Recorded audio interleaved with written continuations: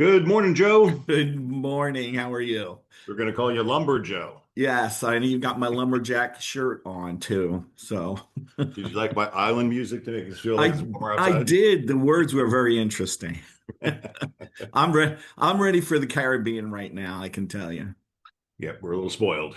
Yes. So when you and I were talking yesterday, you had a Hmm. concept you wanted to talk about, and I like the words you used. Yes. Do you remember what we said? Yes, we did. I do. I wrote it down just so I would I'm still recuperating with anesthesia here. So yeah, I had a call from an agent, and they were at a point in the transaction that they were already past inspections.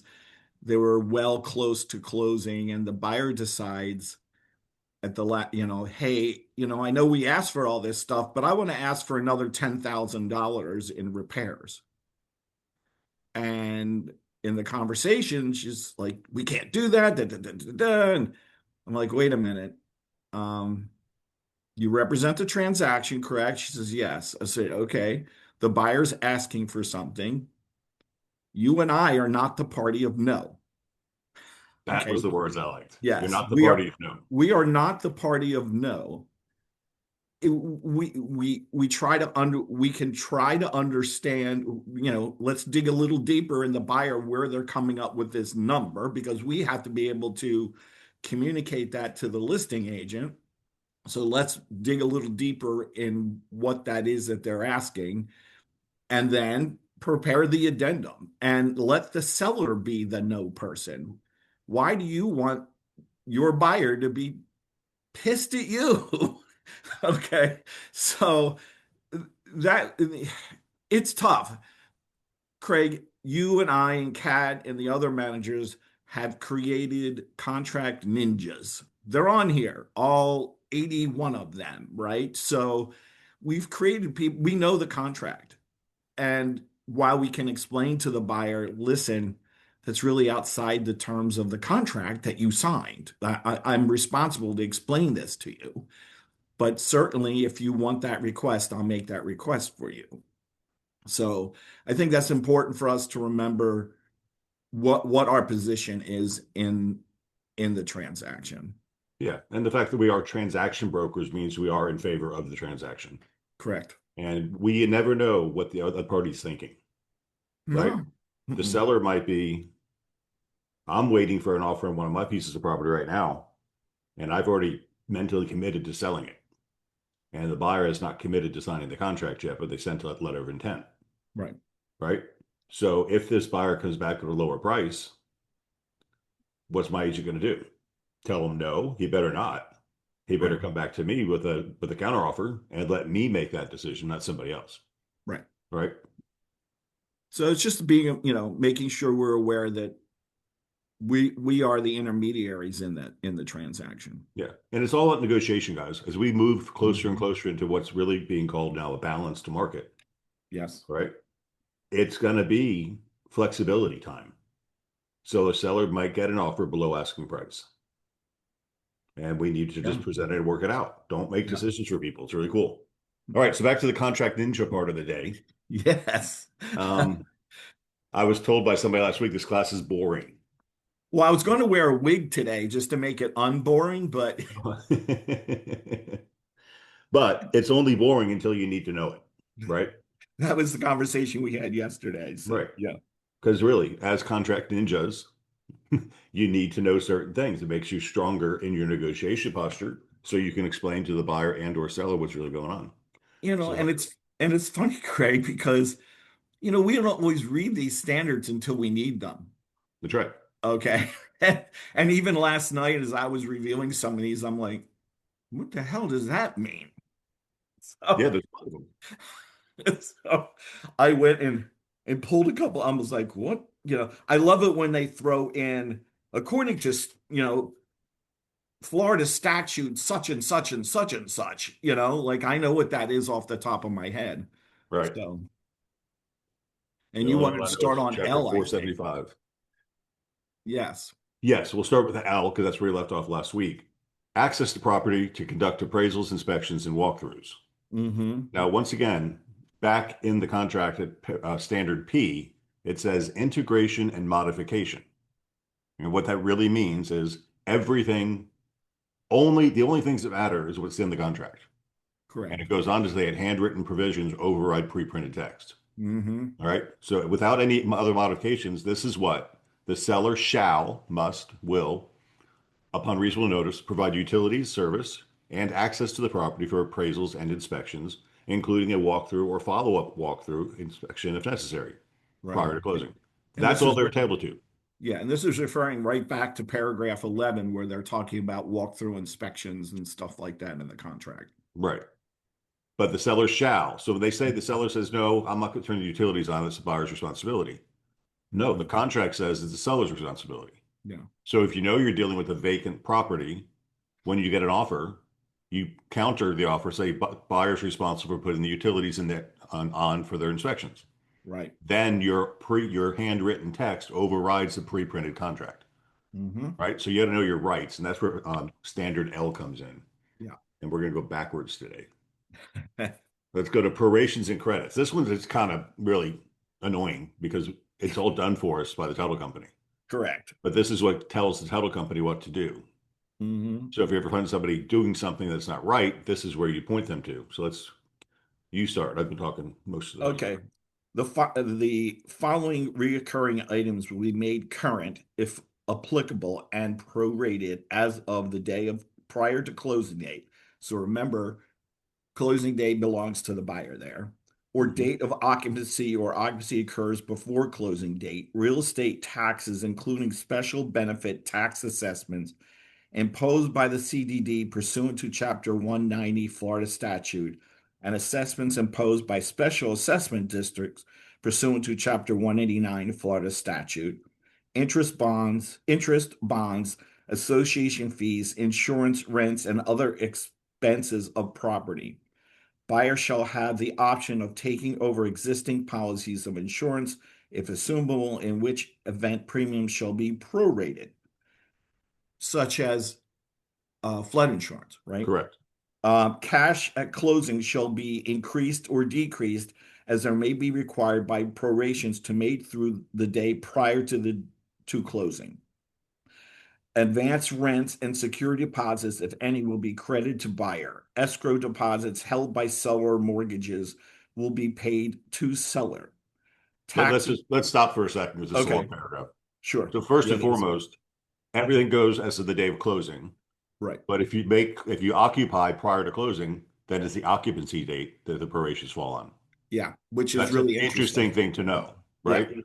And then escrow deposits held by seller's mortgagee, that's your escrow account. If your Mhm. taxes and your insurance are being paid in your mortgage payment, Right. there's an escrow account that all the money's held in. So at Hmm. closing, the seller is going to get their share of their money back because it's their money. Right. They're preparing their escrow account to go because the buyer is going to be going to credit them for the days that they're going to own the property, or Hmm. the seller's going to credit them for the days they own the property. But they'll get their money back from their escrow account if they escrow their taxes. Right. Okay. Escrow deposits held by seller's mortgagee will be paid to the seller. Yeah, that's what it said. Yeah. Taxes shall be prorated based on current year's taxes if closing occurs on a date which current year's millage is not fixed or current year's assessment is available. Taxes will be prorated based upon such assessments and prior year's millage. If current year's assessments is not available, then taxes will be prorated on prior year's taxes, which for most part we do up until the end of the year. If there are completed improvements on the real property by January 1st of the year's closing, which improvements were not in existence on January 1, agreed prior year, then taxes shall be prorated based upon the prior year's millage and at an equitable assessment to be agreed upon between parties, failing which request shall be made to the county property appraiser for a maximum allowable discount and applicable homestead and other exemptions. A tax proration based on a estimate shall be either party's request be readjusted upon the receipt of current year's tax bill, and standard case shall survive closing. So So let's talk about an example of how it might work. uh, yeah, like they put in a pool. Exactly. That's Okay. exactly what I was going to say. Okay. They put in a pool in March. So And what the property appraiser does is on the 1st of January, yes, remember these words. It's the status of the property on January 1. correct. So when the property appraiser assesses the property on January 1, it didn't have a pool, so Hmm. it's going to be assessed without a pool. If Right. the pool is under process and it gets completed in March, now the property has a pool. So next Right. year's proration is going to be a property with a pool, and the Correct. taxes are going to go up. So this Hmm. paragraph is pretty important to know Yeah. because if you have a house and the pool was added after the first of the year, you can negotiate in here to have Mhm. the taxes raised so the proration goes higher, Right. saving your buyer money. And it could be an addition. It could, and anything that's going to affect the physical property. Yeah, Could be even fencing. Fencing could affect assessment. yeah. So So I think a lot of people don't even realize that's in there, but it's a pretty important paragraph. just think about anything that requires a permit could affect the prorations, right? That's why permits are required because it notifies the tax assessor that work is being done, Right.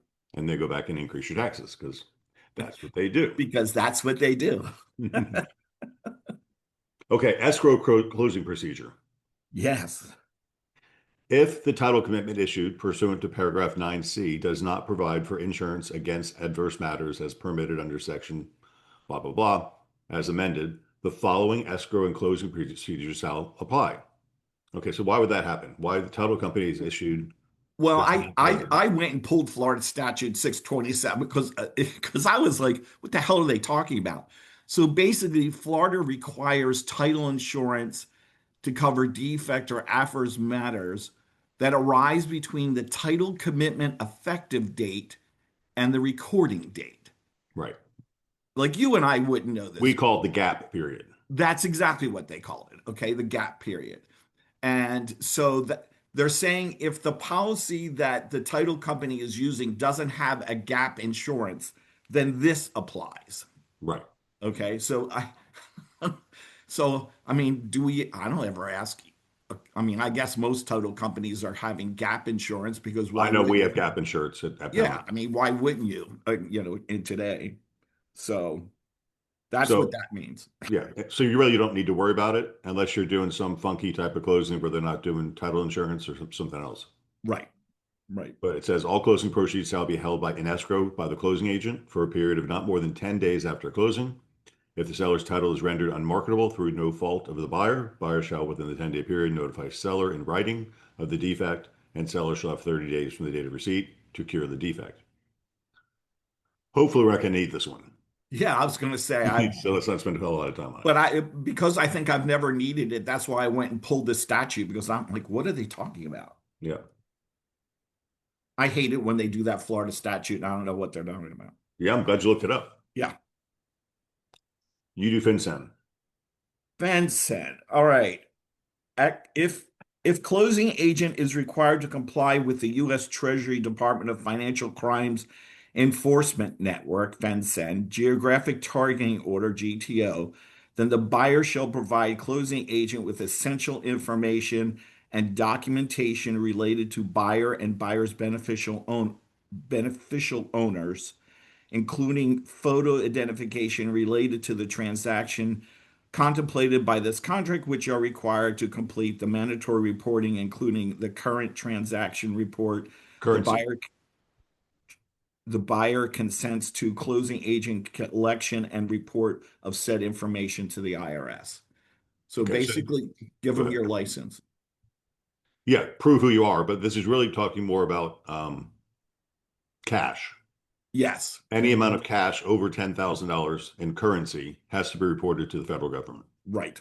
So if you had a buyer who wants to go to closing and pay cash for the house, literally greenback dollars, Right. they would have to report it. They have to prove Yes. who they are. They report Mhm. to the financial crimes and Make enforcement. sure it's not mattress money. It's trying to prevent money laundering, Right. right? That's the financial crime enforcement network, FinCEN. Yes. Mhm. So that's a real thing. We don't really deal with it often, but it is out there. So Well, that's why when someone says to you, "Can I bring cash to closing?" Right. Yes, as long as it's in the form of a check Yes. Uh-huh. from your bank account. Yeah. Okay, do I location Uh, you or want me one? to start from the top location? Yeah. Well, we just Okay. did closing documents. Oh no, we Yeah. didn't. Oh Yeah. no, do closing documents. I'm sorry. Okay. Closing documents. Seller shall provide to closing, execute it and deliver as applicable deed, bill of sale, certificates of title, and other documents necessary to transfer title to the property. Construction lien affidavits, owner possession, and no lien affidavits and assignment of leases. Seller shall provide buyer with paid receipts for work done on the property pursuant to this contract. Buyer shall furnish and pay for, as applicable, the survey, flood elevation certificate, and documents required by buyer's lender. Mhm. So, when you're doing repairs, guess what? They're supposed to give you they're supposed to give Paid you receipts. receipts, paid But receipts. they're also going to sign what's called a no lien affidavit. Yes. So the no lien affidavit is the seller attesting to the fact that they don't have any liens, that have not done any work to the property that's not been paid for, and they're attesting to that fact. Yes, There's no and liens. usually at closing, the title company will make the seller sign that. Correct. Yeah. So that's why, because the Hmm. contract says to do that. Yes. Location. Good. Closing will be uh, conducted by an attorney or other closing agent designed by the party paying for the owner's policy of the insurance and will take place in the county where the real property is located at the office of the closing agent or other such location agreed to by the parties. If there is no title insurance, seller will designate closing agent. Closing may be conducted by mail, overnight carrier, or electronic means. So they added electronic means for us. Yes, That's thank you. just pretty standard. But you could have a buyer in Miami who wants to buy a piece of property in Pinellas County and Right. they want to close in Miami. That's Yeah, fine as and long as it's agreed upon. if it's cash, you can do everything can be done Yeah. electronically now. If it has to be agreed upon, you can Yes. close out of state with a notary, mobile notary. Right. So Right. technology has moved us away from some of those things. Yeah. Thank goodness. Okay, paragraph H. This is interesting because this is the residential contract, right? When Hmm. you get into the vacant land contract and you get into commercial contracts, it doesn't say this. Yes. So seller shall convey marketable title to the real property by statutory warranty, trustees, personal representatives, or guardian's deed as appropriate to the status of the seller, subject only to matters described in Standard A, which we'll read in a little bit. And those Hmm. accepted by buyer. Personal property shall, at the request of buyer, be transferred by absolute bill of sale with warranty of title, subject only to such matters as may be provided for in this contract. So if the seller's leaving their furniture, technically there should be a bill of sale for the furniture. Correct. Correct. Or, And most lenders don't want furniture in the contract, so it's better to deal with it with a bill of sale. yeah. So that's why, because under conveyance, it says to do that. Hmm. So standard G, force majeure. This is one that hopefully we don't have to deal with again and for a long time. Oh, I hate this. I hate this one. Good. Buyer and seller shall not be required to exercise or perform any right or obligation under this contract or be liable to each other for damages so long as performance or non-performance of right or obligation or the availability of service, insurance, or required approvals essential to closing is disrupted, delayed, caused, or prevented by a force majeure event. Force majeure means hurricanes, flood, extreme weather, earthquakes, fires, or other acts of God, unusual transportation delays, wars, insurrection, civil unrest, or acts of terrorism, governmental actions and mandates, governmental shutdowns, epidemics, or pandemics, which by exercise of reasonable, diligent effort, the non performing party is unable in whole or in part to prevent the or overcome the force majeure event will be deemed to have begun on the day the effect of the force majeure prevents performance, non-performance, or the availability of service, insurance, or required approvals essential for closing. So that could All happen. In the act Uh, of if we were in war or we were a terrorist attack yeah. and title companies and banks shut down for fear, that could be It, considered it could force just majeure. it could just be a power failure, right? It could be, the electric goes out. Yep, All right. an So act of God. yeah. Another thing that happened to us once, this is many years ago. There was a Mhm. volcanic eruption in Europe, and it threw out a bunch of ash, and airplanes could not fly. They were grounded during this period Mhm. of time, Right. and we had a out of country closing, and the FedEx could not deliver the package. Right. So everybody was pissed off, but we looked at the contract, and it's a force majeure event. Mhm. UPS was not flying planes, so we had automatic extension for the contract. Yeah. Did we finish that? Hold on. All time periods affected by the force majeure event, including closing date, will be extended a reasonable time up to 7 days after the force majeure event no longer prevents performance under this contract.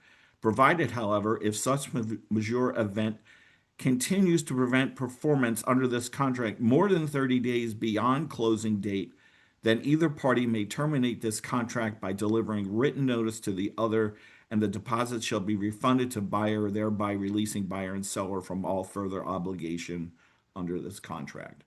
So while the event is occurring, you've got no penalty, but when the event stops occurring, you get 7 days to close. Right. If it lasts more than 30 days, then either party can cancel. It's up to them. I think the only part of this whole thing that it's like, when do we determine the event has stopped? Okay. Yeah.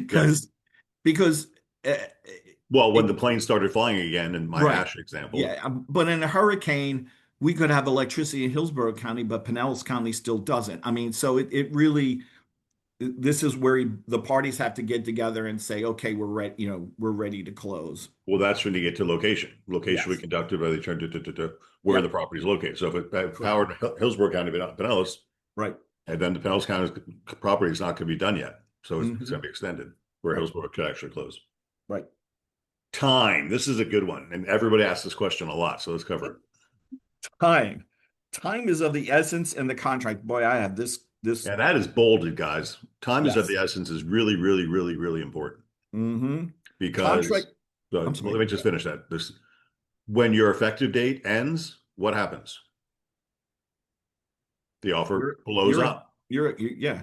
Your It's time is up. rescinded. It's over. It's over. So time is of the essence, and that's because that sentence is in here. It's a legal term. Yes. Okay, go ahead, finish. This contract, it calendar days based on where the property is located shall be used in computing time period.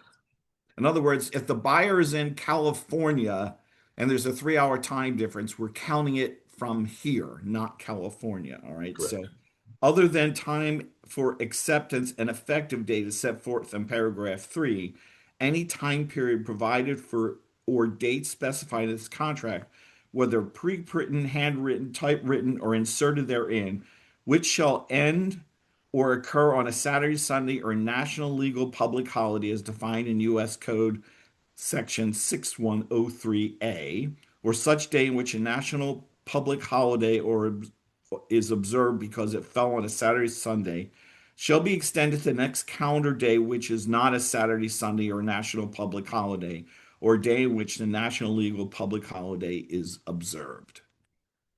Okay, So, so what's important there is the second sentence, other than time for acceptance and effective date. mhm. So I don't want somebody coming to me or you're welcome to call. Hey, my time for acceptance is over on what's the coming holiday coming up? President's Day? Uh, no, it's Martin Luther, isn't it? One of those. Yeah, Yeah, it's a national legal holiday. right. And the time for acceptance is up on the national legal holiday. Do they get to the next business day? No. Mm-mm. Mm-mm. For other than time for acceptance and effective date, Right, if it lands on a national holiday, it gets extended to the next business day. But right, as far as effective date and time for acceptance, they do not. right. That's the date they start. Yep. So So that that it will question does be, come up. so it automatically goes to the next business day. They used to have 5 p.m. They took that out. Right. It's now the whole That was day. midnight. It's 11:59. Yep. Except for 11. there's one part of the contract or that took that out too, I think. We'll What's get that, Craig? I'm sorry. there was one other position where it said by 5 o'clock. I think it's in one of the addendums. Oh, yeah. Yeah, it's not here. Right. You want to do liens? I'll do liens. Seller shall furnish to buyer at closing an affidavit attesting, one, to the absence of any financing statement, claims of lien, or potential lieners known to seller, and two, that there have been no improvements or repairs to the property for 90 days immediately preceding the closing date. Why would they want that? Well, they want to make sure that there's no liens on the property, right? Yeah, because what happens is when you hire a contractor to do work, they do a notice of commencement, a notice to owner. Right. Hey, owner, I'm going to do work. It's recorded on the county records that the contractor has a claim of lien against the property, Mm-hmm. right? And then when the work is done, the contractor is supposed to remove that lien, Right. right? So that's what happens when the title company finds liens. Many times they were fixed, but the Mm-hmm. notice of commencement was not released, Right. right? So that's what they're saying there. Mm-hmm. And why they, for 90 days, immediately proceed to closing date, because it might take time for the contractor to release his lien. If the real property has been improved or repaired within that time, seller shall deliver releases or waivers of construction liens executed by all general contractors, subcontractors, suppliers, and material men, in addition to seller's lien affidavit setting forth names of all such general contractors, subcontractors, suppliers, and material men, further affirming that all charges for improvements or repairs which could serve for basis of a construction lien or a claim for damages have been paid or will be paid at closing. Yeah. Like all of a sudden your seller decides they're going to replace the air conditioner a month before you go on the market. Yep. Okay. So you need to make sure that We got a that's paid receipt. the paid receipt on that. Yep.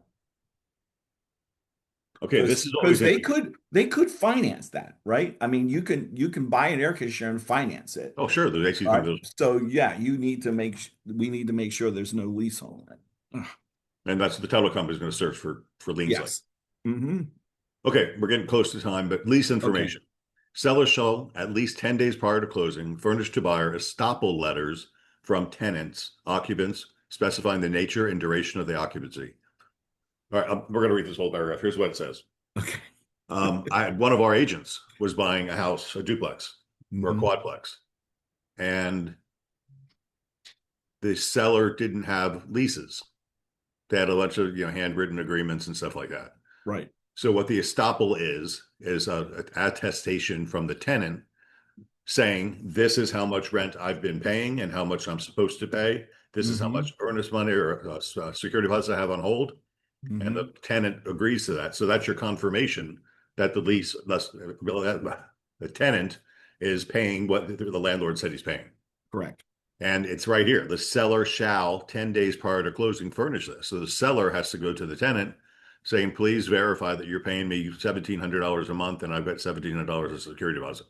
Mm-hmm. But it's the seller's job. So our agent was concerned about how to do this. I said, don't be concerned. It's the seller's obligation to do it. Yeah. And under no circumstance should you close without an estoppel letter. Mm-mm. No. And if you're selling commercial property or property with leases, well, that's for leases. That's same concept. Yeah. Do ingress and egress.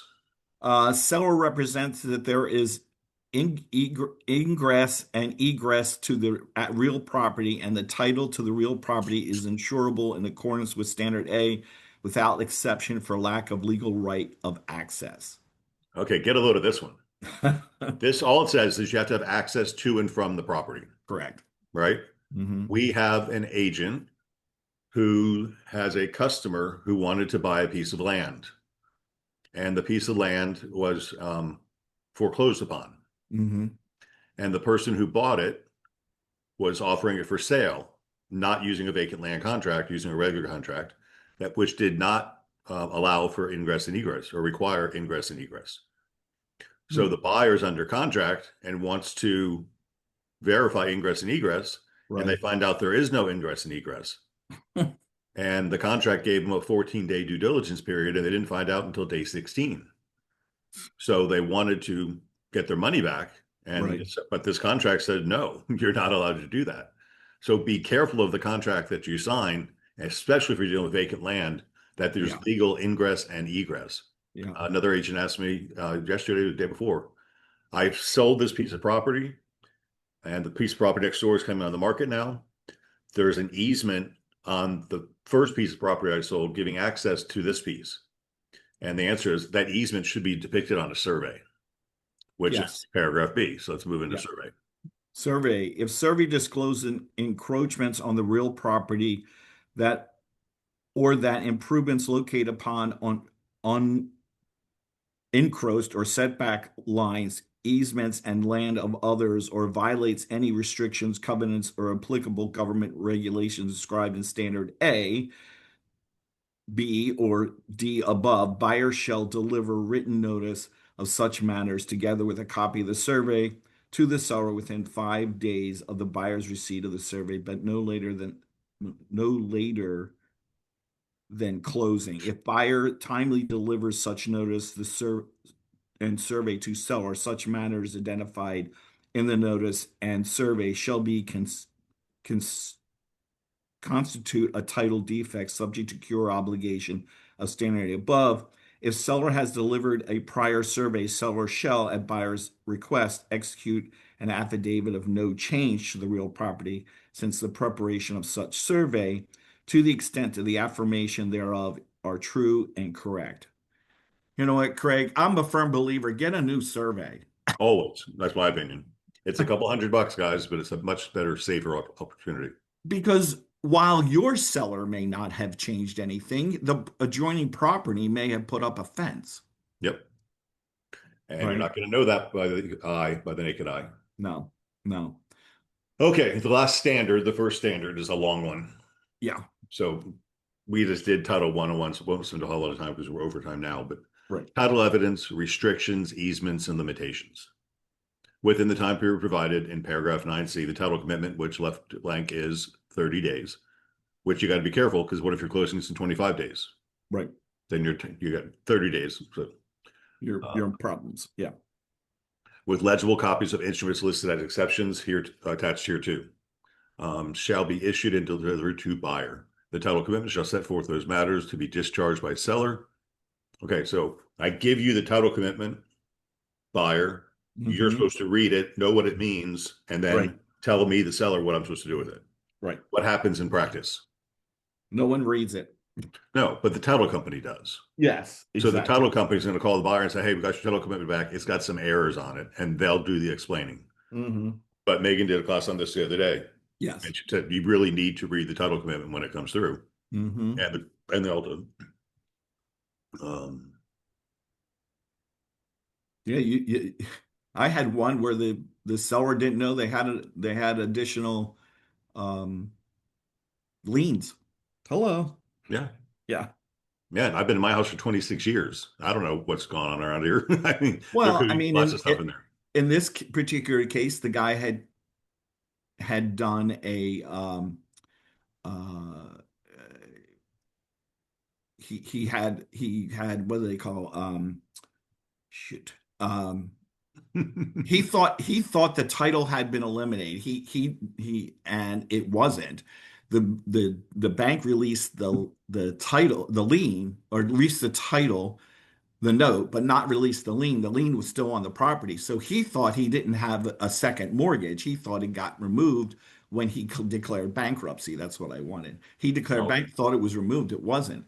So all of a sudden, there's still a lien for $90,000 on his property. Aha. Okay. Gotcha. So it came up in this. Surprise. So I'm sorry. Go ahead. I interrupted you. So the seller has to do the recording of the deed to the buyer. Hmm. An Right. owner's policy of title insurance, the amount of the purchase price, shall be issued to buyer, ensuring buyer's marketable title to the real property. So why do we have to get title insurance? Because the contract says we have to Hmm. get title insurance in Florida Yep. in this contract. And shall be used to buyer, ensuring buyer's marketable title to the real property, subject only to the following matters: comprehensive land use plans, zoning, and other land use restrictions, prohibitions, and requirements imposed by governmental authority. Restrictions and matters appearing on the plat or otherwise common to the subdivision, outstanding oil, gas, and mineral rights of record without right of entry. Unplatted public utility easements of record located contiguous to real property lines and not more than 10 feet in width as to the rear or front sidelines and 7.5 feet in width sidelines. So you can't have encroachments in there. And then Right. taxes for the year of closing and subsequent years, and F, assumed mortgages and purchase money mortgages, if any, have to be exempt from your title policy. And if there are there, they'll be deemed a title defect. Marketable titles shall be determined according to applicable title standards adopted by the authority of the Florida Bar and in accordance with, Law. where did I go? There you go. With law. That's it. Yep, with law. So, guys, that's it. In the last 2 weeks, we covered all the standards of this contract. And it's interesting that, we just go about our world and don't even think about these things because they're all there, but they're all there for a reason Yeah. because situations do pop up. And that's why the contract is so long. Remember what it used to be 2 pages, Joe? Yeah. Well, Actually, it used to be 1 page when I started. when I first got into real estate, mine was 8 pages. So yeah, it's gotten longer. You've been around a little while longer, so you probably have different. We had one legal size piece of paper printed on 2 sides, and we had to use carbon paper Yeah. to make copies. That's how Hmm. long ago it was. So, And yes. you had to sit down on the typewriter and put it through the typewriter, didn't Yep. you? Gosh, funny times. And if you made a mistake, you had to start all over again. Yeah. Craig, thank you. Thank you. Yes, I know it's a little boring, guys, but it is important to know. And now you got a real life topic to talk about. If you need help with these things, just reach out and we'll help you any way we can. Yep. Okay. All right, everybody, have a good day. Have a Have a great happy weekend. Friday. It's Friday. Stay warm. Yes, We've please. got a cold weekend ahead. Yes. Good night. Yeah, have a good day. Okay. Thanks, everybody. Bye.